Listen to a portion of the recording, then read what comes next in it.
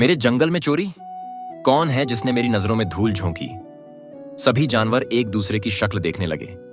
तभी लोमड़ी आगे आई और बोली, महाराज, मुझे तो लगता है कि यह किसी बाहर वाले का काम होगा। और वो बाहर वाला कौन? भालू। क्या? शेर चौंक गया।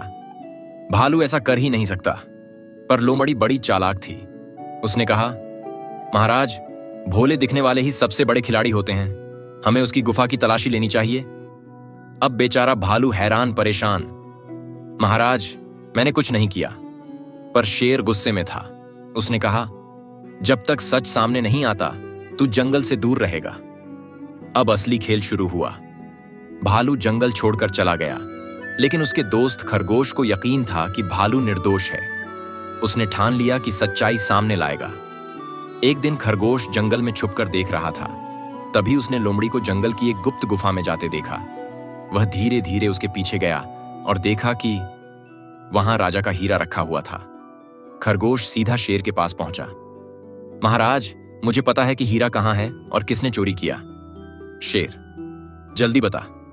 खरगोश, पहले भालू को वापस बुलाइए। लोमड़ी घबरा गई। महाराज, ये सब झूठ बोल रहा है।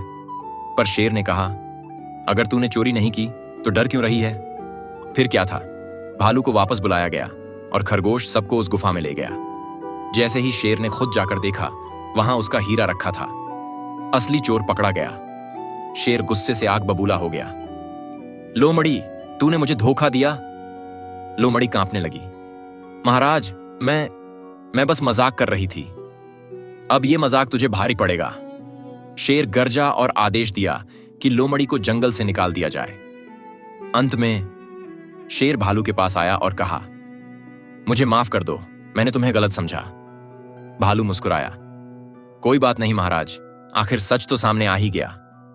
खरगोश ने शायरी पढ़ी, सच को कोई हरा नहीं सकता, धोखा कभी छुप नहीं सकता। और इस तरह सच्चाई की जीत हुई, चालाकी की हार हुई और जंगल में फिर से खुशहाली लौट आई।